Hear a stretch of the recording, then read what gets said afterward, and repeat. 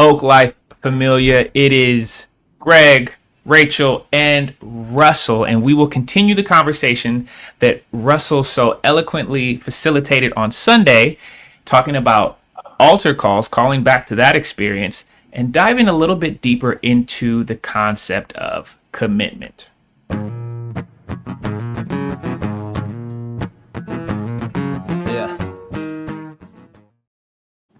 All right, so we were talking a little bit right before going live, and this conversation around altar calls just stirred a few different rabbit trails. And one of the rabbit trails that we ended on is just like, what does commitment look like in general as people of faith, but more specifically, and I'll ping you, Rachel, since you asked the question, and then we'll see where that goes.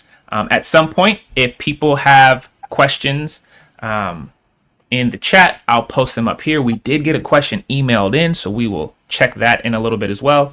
But Rachel, if you don't mind, maybe ask that question and we'll see where it goes. Okay, so actually, I was just looking through my notes, right? I wasn't able to make it in person on Sunday, unfortunately, but I was able to watch the service online. And one of the things as I was listening is, related to commitment. I think especially in progressive spaces, like, how do we stay committed? Because I think there's an element of accountability in that too. And in progressive spaces, whether that's, in a church community that it's trying to be a safe space for people to heal from, past church trauma, or places where it's just kind of like, once you're in, you're not leaving, or you're going to hell kind of thing, or just like God's watching, therefore you have to stay committed, right? Like, but it's like you kind of go almost the other way completely. And it's just like, well, everyone's on their own journey. And, then I think it's hard then to be committed to something, and to have something like practices or things in place to help you say, hey, actually, you're not following through on your commitments. And what do we do about that? So that was one of my questions and thoughts as I was looking through the notes. What came up for me when you were talking was I think in general, many of us see Oak Life as a place where folks who have church hurt, including how we were raised perhaps in different religious traditions, want to create a space that is responsive to that hurt and that is not repeating that trauma. But what came up for me when you were speaking, when you said something about, like, do we go too far, right? That we don't want to guilt people into helping out every Sunday. And we want to say you're in for life or you're going to hell. But does a sort of laid back, laissez-faire, come if you want to come, leave if you want to leave, help if you want to help, like, is that an overcorrection? Right? That, like, this concept of getting rooted, which we talk about on our website, should that not be so open-ended and flexible that people could just kind of drift in and drift out? Like, I wonder if there's some value in at least asking the question, is that an overcorrection? Like, could we have more rituals and norms and more of a sense of commitment and accountability without people feeling like it's reproducing the harms of their upbringings in church? Yeah. And I think that's when you go back to, like, the kind of the sacraments, right? And what some of the intention behind that was exactly those rituals, right? So you talk about, like, baptism, whether that's, as an infant or as an adult, a way to commit that life in front of a community. But marriage also, right? Being a covenant. And I think, I'm also thinking through, like, it's actually rare to have covenantal relationships, I feel like, in our society. Like, yes, there is, the closest thing, I guess, comes to marriage, but then those are also fairly easily broken these days. And apart from that, we don't have many other examples. And I just remember, for instance, that beautiful sermon you gave about the relationship between David and Jonathan, and how, maybe in other cultural practices in other countries, people have other ways to commit to each other apart from just strictly, let's say, like a economic or a romantic. Because actually, maybe our strongest relationships these days are economic. You think about how easy it is to sue somebody and hold people to that contract, you know, whereas like the other relationships are just so. And Russell, aren't you a legal scholar? I am, yeah. Okay, all right. There you go. Bring it in. I guess I do wonder, right? Have we become, as a culture, more transactional? Yeah. Right? So that the way that we think about church is like, well, if it's working for me, if I'm getting something out of it, then I'll go. And then, you know what? Right now, I'm kind of feeling like doing yoga on Sunday morning, right? Or right now, I didn't like that last sermon that Chris preached, right? And so it's like, is it just sort of like check in and check out, show up or don't show up, depending on how you feel and whether it's serving your needs in the moment? Like, is that the message that we want to send to people, or are we asking more? One of the women that spoke on Sunday talked about, her mom saying before she accepted Christ at church, this is a commitment. Mm-hmm. Yeah. We need to really think on this and reflect on this and not lightly make this commitment, right? And I guess one question is, do we want to think of getting rooted at Oak Life as something serious that requires contemplation, or something that you can kind of like? I feel like I'm rooted at Oak Life, but it wasn't like I didn't fill out a form, or I didn't like make a promise to Chris and Greg, sign a covenant, like I will always come to Oak Life, right? It felt like it happened organically. And maybe there's value in letting things develop organically, instead of there being some moment where you say like, I am ready to make this covenant. But I think that conversation about like the mother telling her daughter, this is a commitment, are you sure you're ready? Like, I guess it'd be helpful to talk through and to hear you both think, like, do you feel like that is the right model for church membership or getting rooted? Or do you feel like that's not what we want? Like that sort of seriousness and formality is not the way we want people to think about joining our church. I just want to pause and shout out the Chair Chats continued group. David representing hello. Addie, Regina, David are watching together. Shout outs to you. Regina says, or David says from Regina, employers. There is a question. I do think we can be too uncommitted at times. Part of what draws me to Christianity and serving in church is the demandingness of it. But my own participation in church is not representative. Good comment. Good comment. I try to think of other areas in which people are committed, and is there a one size fits all, or is there where is the line?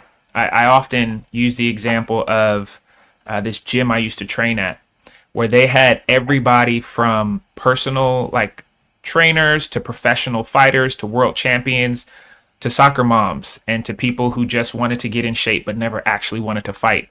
And it was like so many people had access to this way of health. Like, it's not like, okay, if you're going to come to this gym, you have to fight, right? So I wonder, how can we also be a space that's able to meet anybody on their journey as opposed to just one or the other in regards to their commitment? But yeah. Well, and David said like he wanted a certain level of demandingness, is what he said, but like not everybody wants that. And so like, is there a way of thinking about like, I don't want to say tiers, but like different ways of plugging in, or different, like, it shouldn't be one size fits all. That's my sense. But I think I might have cut you off, Rachel. No, I'm just listening. I was just, reflecting on, thinking through, because I think we've posed some questions. So what would it look like then? What does commitment look like? Because there's also short-term commitments too. Mm-hmm. not all commitments are for life. So Not every commitment has to be a covenant, right? yeah, that too. Yeah. That makes sense. That makes sense. Or, I mean, I have to also say, I'm now remembering how I left my last church to come to Oak Life, and it was kind of shady, right? I mean, I had been going there for about 5 years, and I don't think I ever formally joined, but I would go regularly, not every Sunday, but I would go regularly. And then I went to Oak Life, and like from the first Sunday that I attended, I was like, this is where I want to be. And so then one Sunday after church, I was at Whole Foods, and I bumped into a member from the old church. And because it's actually at St. Paul's, which is just not far from Oak Life, right? And near Whole Foods. She was like, hey, where have you been? We've been missing you. And I was like, oh, yeah, I've joined a new church, but I'm going to come back and say goodbye to everybody. Like, I'll come back. And I never did, right? And I guess I'm not proud of myself, right? For just like dipping out, right? And not at least explaining why Oak Life had drawn me in, like why I found something that was different from what I had at St. Paul, why it was resonating with me, because it wasn't a knock on that church. It was just, this is what I've been looking for, right? And so I wish that I had not left them with questions, right? Because as I mentioned in the sermon, like I've had conversations with folks where it's like, hey, where is that person? Like they were here every Sunday for a year and they just disappeared.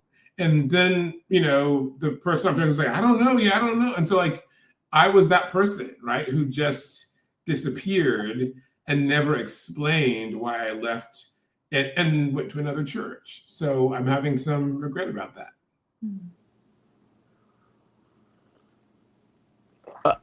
What do you think it was that prompted you to feel like you owe an explanation or a goodbye or a farewell?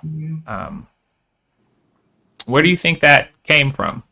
It's funny because Rachel, you started this whole, before we went live, you started this whole, like, what is a marriage compared to joining a church? And is this commitment equivalent?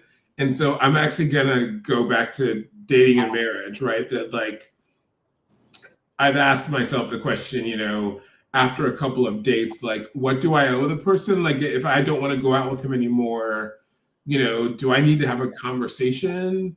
Can I ghost him, or can I just text him and say like, hey, this isn't working out for me? Like when do I become so attached that I owe this person some explanation? And I think going back to the church context, Greg, I had attended this church for over 5 years. I didn't have any leadership roles. And I was pretty much a spectator. I would, show up and listen, but I didn't really deeply engage in the church. And that's partly, the contrast between how I engage that church and how I engage Oak Life is quite evident, right? Because I'm more rooted, I'm more involved. I come every Sunday when I'm in town. I've given sermons, I'm on the speaking team, right? So just Oak Life elicited in me the desire to be, more central to the church, right? But I think I still felt at the old church that by showing up repeatedly for years, they had a reason to wonder, like, why isn't Russell here? Also, it should be said, this is a church that, like a lot of mainline Protestant churches, the membership is declining, right? So it's like I knew that they knew that I wasn't there, right? It wasn't like there were so many people that there was a crowd and like, oh, you're not here, Russell? It was like, there just aren't a whole lot of folks there. I was probably also one of the younger people there, which, at Oak Life, I'm one of the older people, right? So, I know that they noticed my absence. And I think I felt some sense of connection. I'm sure also on some level, like the woman that actually saw me at Whole Foods and said, where have you been, is a Black woman. The pastor is a Black man. there's probably some sense of like racial affinity and loyalty going on at some subconscious level where I felt like, oh, I owe them an explanation. But I'm also prone to guilt and feeling overly, obligated because raised Christian, right? And so it's shocking. So I don't know, I felt like I should have done better, but I did not meet that standard. So I think just, as you're talking, Russell, it's making me think about just connecting a little bit and backtracking to when you brought up like, a lot of our relationships are transactional, right? Because like maybe some people, maybe commitment is not the right word, but maybe it's, our world, like our culture and society is saturated. Like everything is an economic exchange, right? Like everything is from, the way that we define the health of the nation is based on consumer spending, right? Like, and so much is tied to someone's productivity or their like dollar values. And that's, and I think that impacts even unconsciously how we interact with people, how we interact with nature and the environment, right? Like it's all about how it serves us and how we can use it for our purposes. And I don't speak like, yes, individually, but also collectively as human beings, like, and also just as human beings, not necessarily considering other species and that sort of thing. So I wonder, like, because church can become that too, right? Like anything we attend, any event, any experience also, again, it's a transaction, right? Like it can, we purchase a ticket to go here, or we can think about it as like, are we investing our time or our resources? Are we like giving to Oak Life? All the things. Mm-hmm. But how do we shift that? Like if we're talking about wanting to make real change or like be salt and light, let's say in the world, right? And this is the predominant culture. And this is, perhaps the thing we actually want to undermine and live differently. How do we live differently when everyone around us, everything around us is geared towards making every single interaction that we have transactional? Mm-hmm. That's good. Can I flip what you said a little bit? That yeah. Again, I'm just thinking out loud. I don't know. Yeah, we're just talking. Yeah. Right. We're just trying to figure this out. I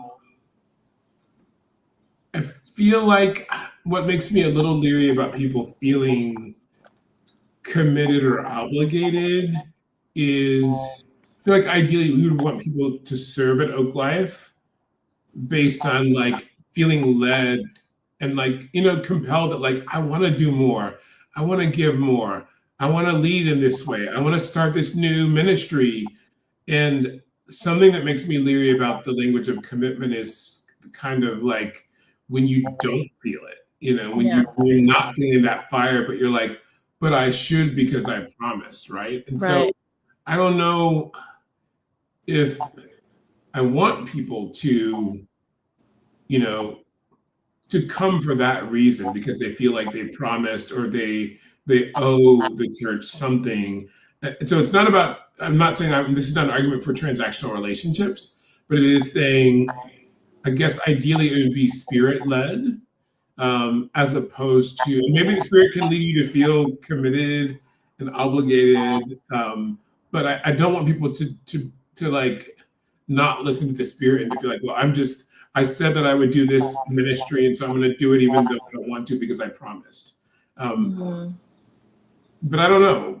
What do you think about, like, do you worry about that idea of people kind of doing things out of obligation, not out of enthusiasm and excitement and joy?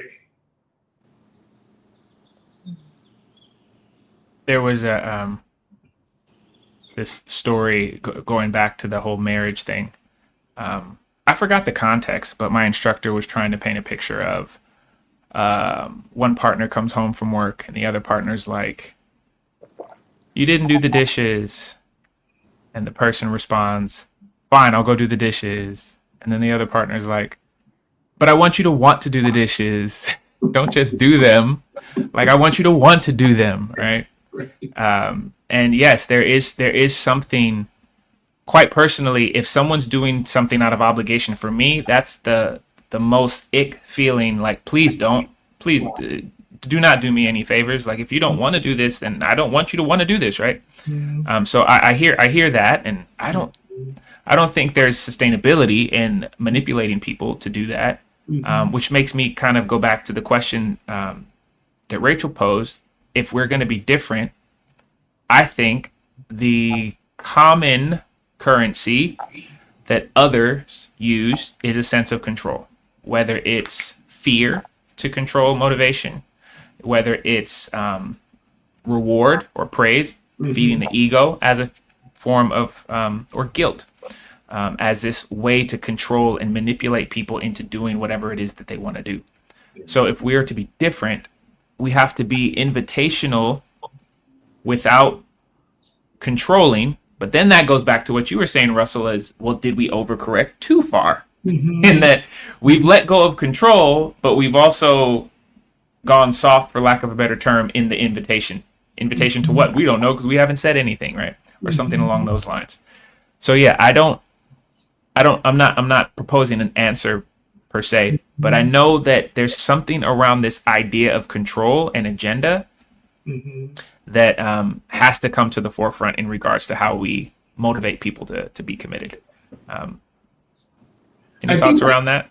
Yeah, I think maybe this is a bit of a segue, but I think in terms of more ritual or more procedure, I see value in there being some invitation for somebody who is thinking about leaving the church to actually like have a conversation, right? With Greg, with Chris. And I feel like the way it could be pitched is like, we would love the feedback. Like, we're not going to try to tell you not to leave, but we'd love to know what's not working for you, right? Kind of like an exit interview, right? And like that just creates space for us to learn from the person, and kind of all we're saying that you owe us is like coffee for 30 minutes or whatever, right? Like just sort of like a quick sit down to let us know why you don't feel like you want to be part of this community anymore. And that, if it's framed the right way, could feel not coercive, but more like, we love you, we'd like to talk to you, and we'd love to hear how we can be better. I just want to say yes and amen, Russell. Okay. There have been a handful of people that have left, and the only thing that has been on my heart is, how can we have done better? What did we do? Did it's like, what was there an opportunity that we missed? And I'll never know. So yeah, I've never felt like a sense of you shouldn't leave us or you shouldn't go somewhere else or nothing along those lines. It's like, hey, wherever you are on your journey, I mean, I know we're not going to be a right fit for everybody. That's not the point. But if we did something wrong, I want to know so that I could course correct, right? And also, just to build on that, also because I think we would all hate for someone to leave the church and to leave God because they feel like Oak Life did them wrong, right? And so if somebody's like, I'm leaving Oak Life because you all made me think about God a different way, or like made me feel ashamed or whatever it is, like my hope would be that if somebody shares some hurt that happened to them at Oak Life in an exit interview, that would be our opportunity to take responsibility, to say, I'm sorry, and to not let that negative experience be something that blocks them from finding God in some other space, in some other way going forward, right? Like we talked before, I know Chris has talked about like the value of him wearing a collar and like saying things, including apologies, because so many folks need to hear that. I think that also means we have to consider the possibility that like we might inadvertently harm people, and to have an opportunity to try to repair that harm and to say, I'm sorry, could free them up spiritually so that wherever they go, whatever their journey is, at least hopefully Oak Life wouldn't be an obstacle between them finding God in some other way. Absolutely. We have a couple of comments. David says, church exit interview is really an interesting concept. I feel like there's a lot of opportunity there as long as everyone is sincere. Another, definitely one of my strongest personal fears is doing something wrong, not being aware, and no one telling me. David, you get me, my guy. And then Regina, going back to this idea of the obligation, the tension is that with exercise, you show up even when you don't want to. And that is a hard truth, cold, hard truth. Some days you're not going to feel it. Mm-hmm. Some days, and that's the difference between like a discipline and a motivation or inspiration. Like, yeah, that comes, and when it comes, it's great. But it's not always going to be there. Yeah. But yeah, good points. Good points. We dropped a lot, been doing a lot of talking. Rachel, any thoughts there on any of that? Yeah, lots of thoughts, but I think I don't want to like bring us onto too many tangents because I think we've got a lot going on and we haven't it's like to bring it all together. I'm just trying to think through like all the different things that we've brought up and you know what would help us to That's like, fair. Right? Like I think we've posed a lot of questions. There are some good suggestions about the church exit interview. I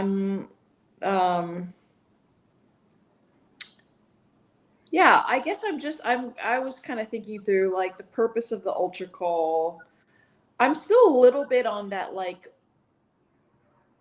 you know, kind of going back to Regina's point too, is sometimes, you know, as individuals, we're on different parts of our journey too, right? And particularly if you're going to a church that you're going through deconstruction, and you know you're looking for a church like Oak Life, and you're working through your theology. There's probably a lot of hurt associated with whatever church passed. And part of that is the journey of how to work through that. And sometimes, unfortunately, you will be triggered going back into spaces that are similar, you know, but I think there's that desire. I just think about what's drawing, for instance, in our conversations about, you know, restarting the LGBTQ group, right? So it's been on pause since May, mm-hmm. and we're thinking about relaunching it in September. And you know, actually there's within that distribution list is quite large, and not everyone goes to Oak Life. They might have found other churches. Mm-hmm. They might not be going to church. They you know, through our conversation about relaunching the group, some people are like, oh, well, maybe I will come because we're thinking about doing like Sunday after church. They're like, oh, that would be a reason to go to church, you know, and then do you know, like the group afterwards. So, but you know, as we were talking, you know, because small group used to be on Thursday nights, right? Like, but we were having trouble with like finding consistent hosts. And then, you know, rethinking through also who were the people who wanted to meet on a regular basis. And right now, the appetite is really for following after church, and it could be change in life stage or, you know, whatever it is, but like, that's the group. And what I was saying is like, Oak Life is actually that first funnel for a lot of us who came in, most of us who came into the group that I know of, mm-hmm. It was through Oak Life. And, you know, it was a very part of what made that group so special is that it is drawing people who are trying to reconcile this tension within themselves, like, but also what their upbringing was, right? Like some sort of exposure to faith and Christianity, but also coming into like I'm queer. My sexuality, like the thing I believed in the past, or the thing that I held so dear, or,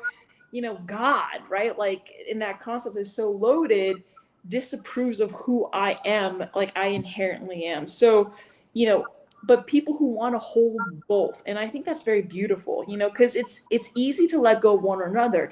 And Mhm. and now I'm having thoughts of like, how much I think we've talked about like cancel culture too, right? Like, and again, how that almost tends towards that transactional, right? But if we're talking about maybe the purpose of an altar call, or let's go back, like, because Jesus, I don't know if Jesus ever like, would have, has he done an actual altar call? I feel like he would preach I and then don't get think kicked so. out of the church, so it was Yeah.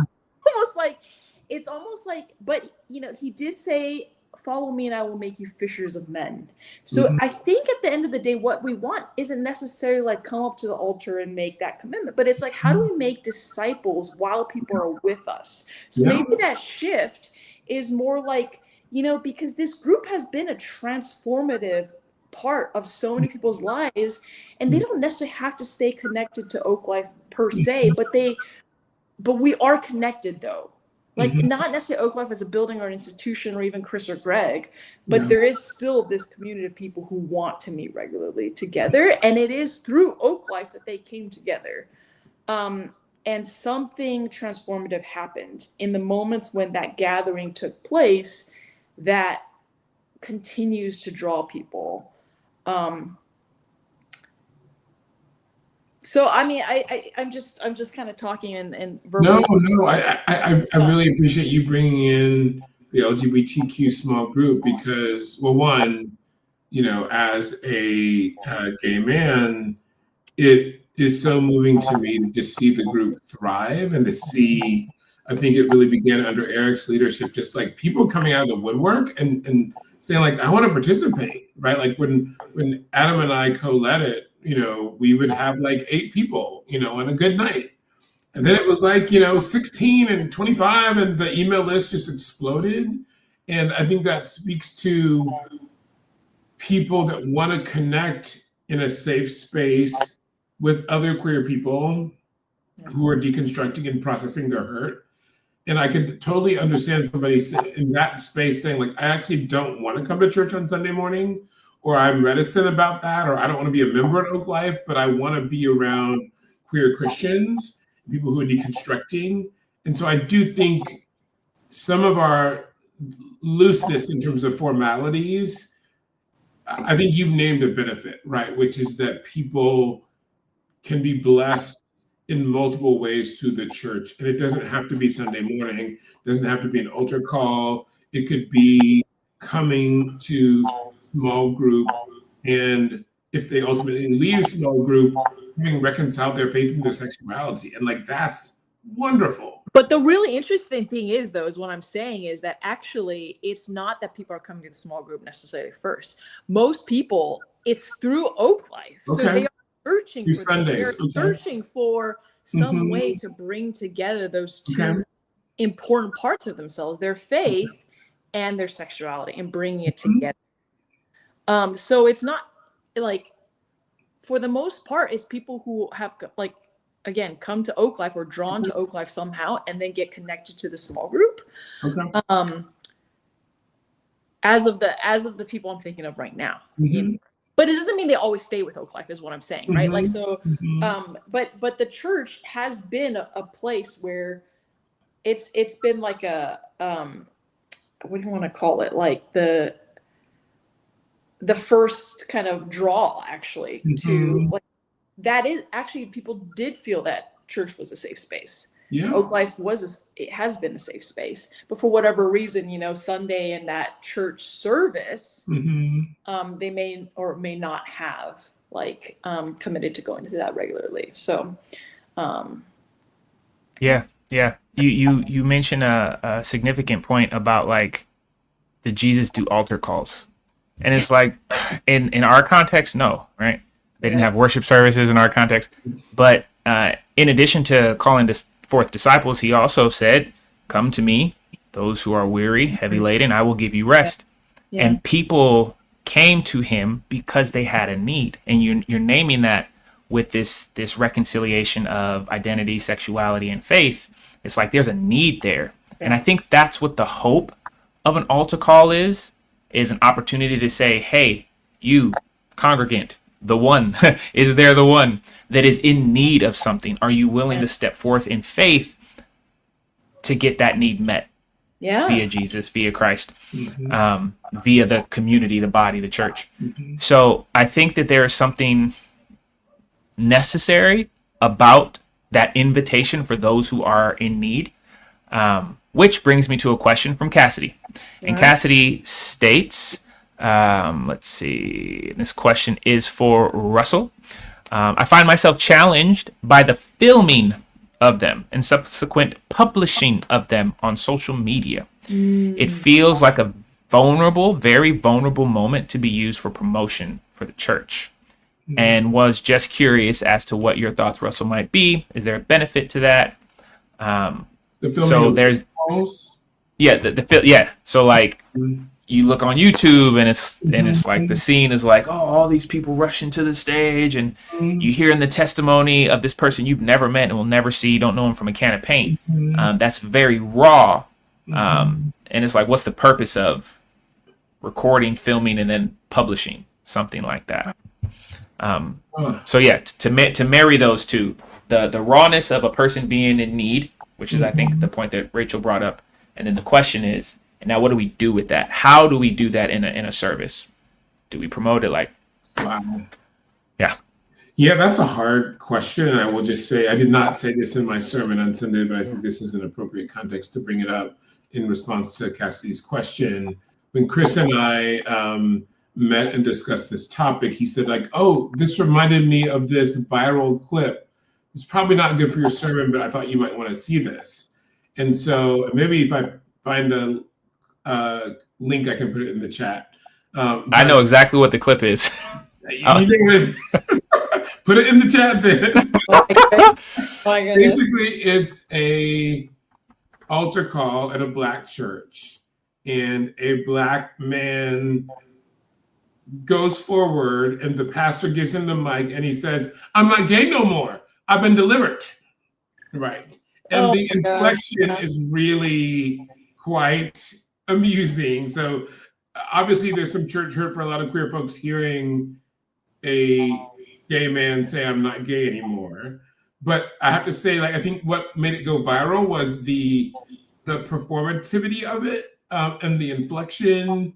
And then Chris showed me a interview. So this guy like actually kind of became famous through this viral clip, and did an interview that made it very clear he's still gay, right? At least so far as I can tell, but is claiming that he's been delivered, and talked about sort of all the attention that has been drawn to him.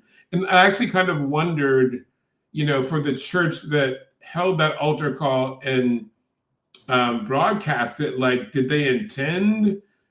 Like, I don't know. I wonder how they felt about this moment turning into a viral sensation and also a controversy, right? Because for a lot of queer folks, it was like, this is really hurtful. To have somebody denying their sexual orientation in the church. And so I do think it brings up questions in terms of if you're broadcasting the service and people say or do things that might trigger people, what is our responsibility, right? If there was a testimony time, like we talked about, like, well, is there a way that we could create space for people to give testimonies and prayer requests, right? And to sort of ask for the community to walk with them through whatever valley or journey they might be going through. If somebody were to say something that would be harmful, like, please pray that I'm not gay anymore, right? Like, how would we respond to that? How would we hold that? Do we edit that out of the YouTube video because we don't want to trigger our community and we are an explicitly affirming church? But yeah, so I do think that it is a real question. Is there some way that you would edit out or you would push pause if you did an altar call so that could be more private? But other people's thoughts on that? Rachel or Greg? I'll say, speaking retrospectively, that's I would say, part of the reason why we don't do those things is because for so many stories that not growing up in the church, church trauma is not something that I've experienced firsthand. And every time I hear a story, it's like new and surprising. At this point, 10 years in, not so surprising anymore. But part of the deciding factors is that, again, going back to the statement that Rachel said, is like, how do we do things different? And it's like, well, we don't do these things because these are such a expectation in people's, like the fact that we met at a parkway, at the new parkway, was very intentional. It was very intentional that we met there as opposed to something that resembled something from someone's church past, right? Mm-hmm. The fact that the conversations feel like conversations as opposed to, there was this one individual who said, one of the things I like about Oak Life is that I don't feel like I'm being preached at. I'm being invited into a conversation about something. Mm-hmm. There was another individual, I asked them about their experience, about like a sermon. And it was like, well, it's hard to critique sermons at Oak Life because they don't feel like sermons. They feel open and invitational. And it's like, so my judgment hat like goes away because it's not the traditional sermon, right? Mm-hmm. So I think to respond to that question is like, well, how would we treat it? Well, again, in retrospect, we treat it by not treating it. We keep everything private. We have done baptisms. We have done prayer gatherings. We have had testimonies, but they're all these kind of isolated, open invitation, but invitation only. Mm-hmm. It's like, you can come to this thing where we will do this thing, but on a Sunday, maybe Sunday has a different purpose, I think is the response. Mm-hmm. Not saying that's the answer. Not saying we have it right. There's always room for improvement. And I often find myself wanting to do more on a Sunday, but kind of wrestling with, that. I'm also just thinking, though, there is value, kind of what you were saying, Greg, in like, if someone is going through something, to take that step of admitting, what is that first like thing in like when you go to an AA group, it's like, I need help kind of thing. It takes courage and it takes faith to take that step and say, and maybe in some ways that's what the altar call is. Or I think about, for us, yes, there was an altar call, but there was also that magical prayer, right? You take people through the 4 spiritual laws and then you pray the Jesus prayer, right? You invite Jesus into your heart. Dear God, I'm a sinner. And like, there's all the things. And then like, please come into my heart. And then it's like, all of a sudden you're saved. You're going to heaven.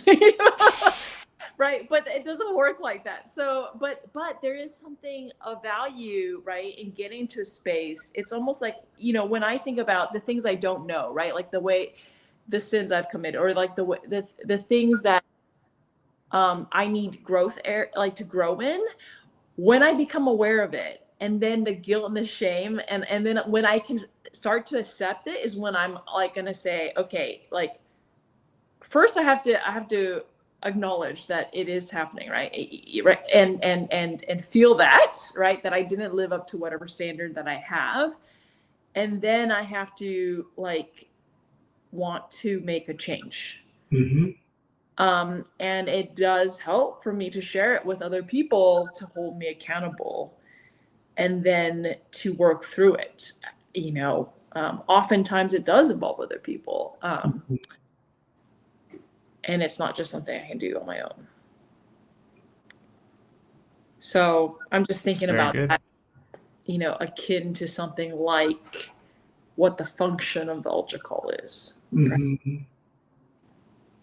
And I can imagine a testimony where somebody said, I'm struggling with figuring out how to reconcile my sexuality and my faith. Yeah.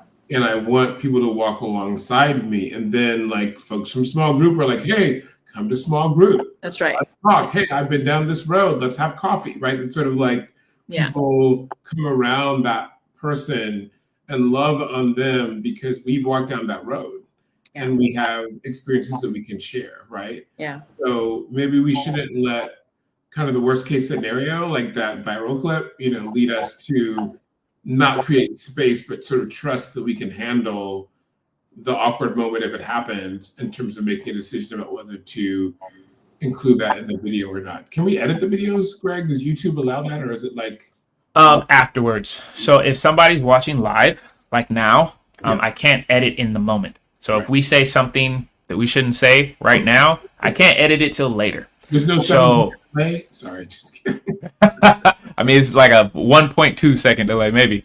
But what I can say is there could be some intentionality around the service reaching an end point for the stream and continuing in person. I mean, there's something about that we could do. I think one question that comes to mind is how comfortable would people feel being vulnerable in a space where they don't necessarily know everyone, right? So, for example, one of the I wouldn't say critiques, but recent observations is that you come to Oak Life and you're like, I don't know that person. I don't know that person. There's always a bunch of new people at Oak Life. As many new people come, people leave. So we always stay at this kind of like central mass quantity wise, but it's always a bunch of new faces. And I'm wondering if people would feel the safety, for lack of a better term, to get up and do like a testimony if they don't see the same faces every week. And that's something I just kind of thought of as we were talking. Let's see. We do have a comment from the perspective of an AV operator. It should be possible to cut the video and audio feed for the stream. Yes, we could totally do that. And David would be good at doing that for sure. But yeah, any thoughts? And for those who are, chair chats continued, and I think there's somebody else watching. How would you feel about being vulnerable on a Sunday morning with the current culture that Oak Life has? How comfortable would you feel? And then I pose that question to you too as well. So my parents I talked to them about the sermon today. They shared an experience that happened at their church on Sunday where a young man that they did not know walked forward before the sermon started and said that like they had to talk to the pastor. And the pastor actually was like, I'm going to pause the sermon and give him the mic. And he offered a testimony about violence that he'd been exposed to and how he wanted to come to God and how he wanted to get his life right. And I think sometimes people feel the Spirit hit them and they're not thinking about who's watching and how are they going to, like, it's not always a rational calculation.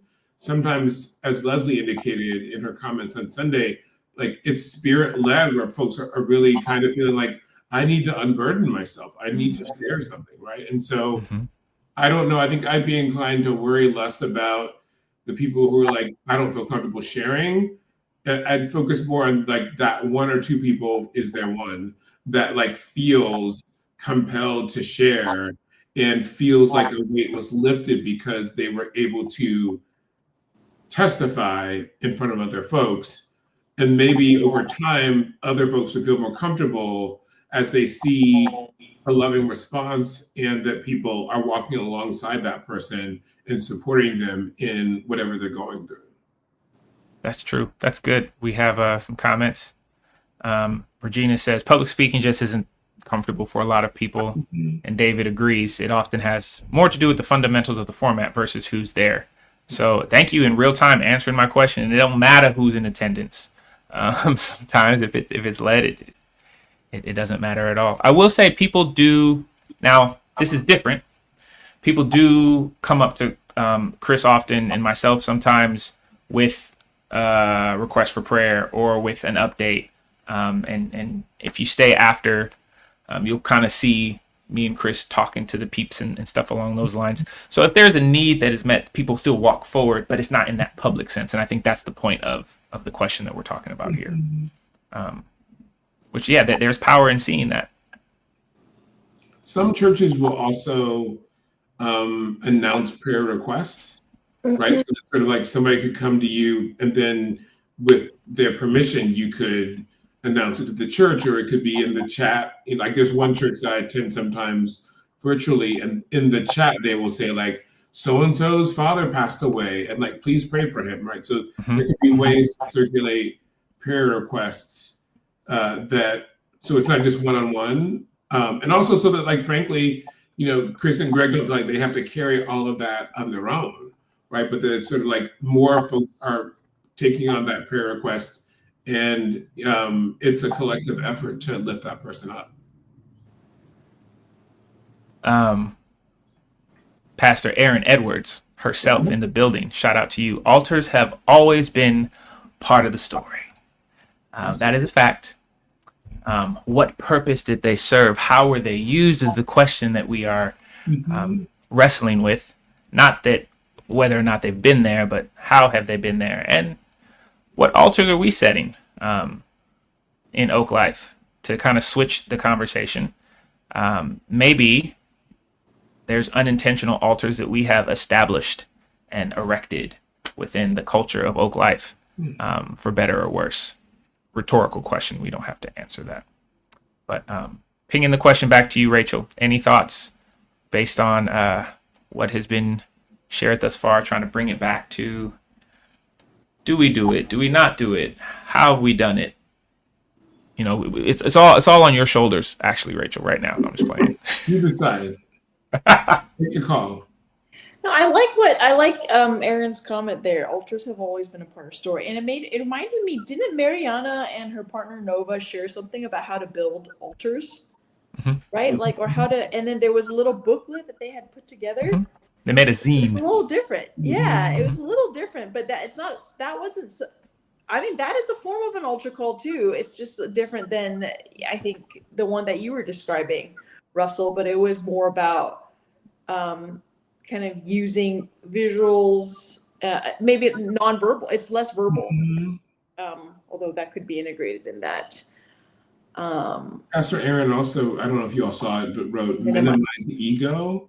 And that definitely feels like a guiding principle for whatever we do, like minimizing the tendency to get attention, to validate the pastor or the person that preached, but just like I think one of the things we heard at Sunday was all the ways in which ego can distort the interactions at church, right? And so I feel like if we were going to come up with our version of an altar call, minimizing ego would be like probably at the top of my list in terms of like we don't want to reproduce what we've seen in other churches. And it actually, one of the things that's beneficial about the sort of white evangelical altar calls that I experienced when I was growing up was the whole, everybody close your eyes and, raise your hand and I'll see you. It's like, it's just you and me, it's the parishioner and it's the pastor and everybody else you're trying to kind of like exclude the onlookers. Of course, some of us would cheat and see who's got their hand up, but let's assume that people are obedient for a minute. Like that is on one level trying to minimize ego because it's not about the reaction of the crowd. It's like, this is just between the two of us. That's good. That's good. And then that's something we can try. I'm not opposed to it. There has been, some comments like we should have a space for people who need prayer. And I was like, absolutely, we should have a space. So it's like, okay, so who's willing to stay after and be scheduled to be on that prayer team? Goes back to that question of commitment, right? So yeah, it's a circle and it's a dance and but I'm definitely open to trying things, and that's the beauty of this culture that we've kind of cultivated is that we're okay with trying things. And one more thought. I've been to churches where the altar call is for prayer and you go to the back of the church, right? So it's like you're not going forward, you go to the back. And I think that might be one way of also minimizing ego, that like you don't have to like go in front of everybody, but like there's a pastor in the back or somebody who's on a prayer team and you go in the back if you want to pray with them. Yep, I'm definitely working on developing some of that. We got another comment from Aaron Edwards. What happens when we create vulnerability in the midst of community? Possibly altar calls allow space for people to see humanity and how we all need something bigger than ourselves. Something that calls us by name beyond us, but yet within us. Look at you with the bars. Yeah. That's Look at you with good. the bars. Hold on, I gotta. Nice. Wait, do we get reactions like that, or how do we find them, or is it just you? Okay. That's under Greg's control. Yeah. So and looking at the sermon notes, right? And I was being drawn to this because again, we're talking about reclaiming, right? And there is a very specific picture of an altar call, right? And I'm trying to focus less on the form than the content. Like, what is the purpose of that? And there's a couple things that I noted then that you said, Russell, that I think might maybe, get at some of this. But it's like two things I wrote down. How do we receive something that goes off script but is spirit led? And then this thing related to it is being open to the spirit leading you and not scheduling everything. Mm-hmm. And and that also reminds me of Leslie's comment too, right? And your comment back is just like, some people are like, when you're in a congregation and of people who believe that God is moving, right, and that the Spirit is there, there's this it can be very powerful, Mm-hmm. right? On the other hand, you have someone who's sitting in the corner being like, this sermon it's time to die, so, but it's that tension, right? Kind of like, yeah, so the Spirit's moving, it's off schedule. How do we allow that and create space for that, and recognize it too, though, right? Like, So Yeah, that's a good. I always default with questions like that to the parable of the wheats and tares. It's expect that there's going to be these people when the Spirit decides to move, or there's that's a part of it. That's going to be there, and it's okay, because for the people that need it, that's where Jesus' heart always was inclined toward anyway. So I'm not good with going off script. I suck at it, but that's there's room for the Spirit to move. So I'm down for it, especially for the people who have that gifting for sure. Well, we are approaching an hour. Are there any more notes, Rachel, that you had, or any more comments or insights, Russell, that you maybe held back on Sunday that either one of you would want to share? No more gems from me. How about you, Rachel? Just that vulnerability often leads us off script, right? Like, and involves us giving up control. And I remember, Greg, you were talking about like that element of control, right? Like, and we want to take back control. So I think that would be interesting to think through. Are we creating space for Spirit to show up in our services? I think we are, but it's like, is there something, are there different things to try, and what does that look like? Yeah. So perhaps the question is less about the altar call in and of itself and more about spaces for authentic vulnerability to be shared in a communal space. Well, Aaron says, love what y'all doing. Keep going. Aaron, we love you too. Yes. That is our time for today. Shout out to the Chair Chat continued group, and we'll be back next week, same time, same channel. Me and Rachel and anybody else on the speaking team who is willing and ready to show up. Russell, thank you so much for joining us and sharing on Sunday and then sharing again today. Happy to do It has been real. All right. Peace out, Oak Life. Talk to 'em.